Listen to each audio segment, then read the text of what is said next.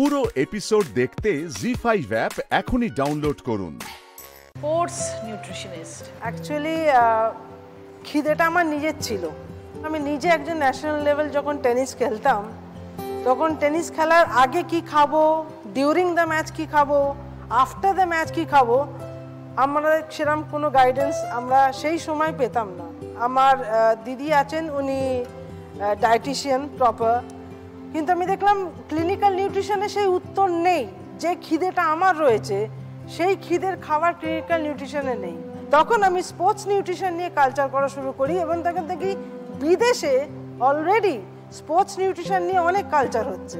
সেই থেকে ক্রেভিং থেকে বিদেশে সার্টিফিকেশন করে। তাহলে এটা নিয়ে নিশ্চয়ই পড়াশোনা করেছেন? নিশ্চয়ই, স্পোর্টস নিউট্রিশন আমার পড়াশোনা করতে হয়েছে এই নিয়ে। নর্মাল মানুষদের ডায়েটিশিয়ান আর স্পোর্টস নিউট্রিশনিস্টদের ডায়েটের কি খুব ভীষণ বড় তফাৎ আছে? একদম। সাধারণ জামা কাপড় আর যে খেলোয়াড়, একটা রানার, তাকে একটা জিন্সের প্যান্ট পরে দিলে সে কি দৌড়তে পারবে?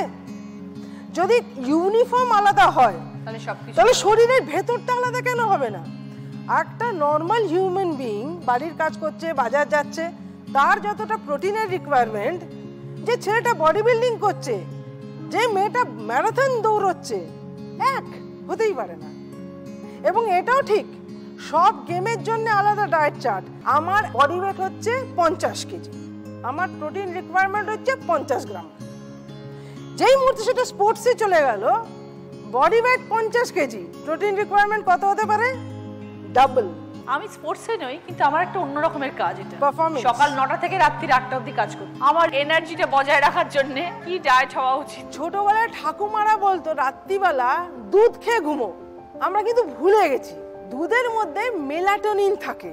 যত শরীরটা একটা সাউন্ড স্লিপ পাবে না, তত কিন্তু তার রিকভারি রেট ভালো।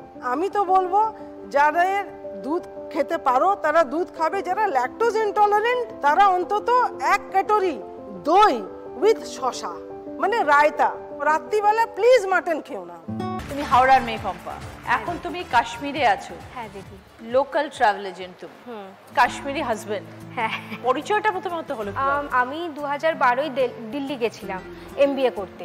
তো তারপর ওখানে আমার ক্যাম্পাস প্লেসমেন্ট হয় HDFC ব্যাংকে। ওখানে আমি 4 বছর জব করি। জব করতে করতে ওখানেই আমার হাজব্যান্ডের সঙ্গে আমার আলাপ। 2017 আমি শ্রীনগর শিফট করে যাই। তখন জবও ছেড়ে দিই। এবার 2017 যখন আমি কাশ্মীরে শিফট করি, তখন কাশ্মীরের অবস্থা খুব খারাপ থাকতো। 2020 থেকে প্রায় যখন আস্তে আস্তে কাশ্মীর শান্ত হয়ে আসে, তখন আমার কাছে প্রচুর এনকোয়ারি আসতে শুরু করে এবং আস্তে আস্তে বিজনেসটা স্টার্ট করি। আর এই কাজে হাজবেন্ড হেল্প করতে?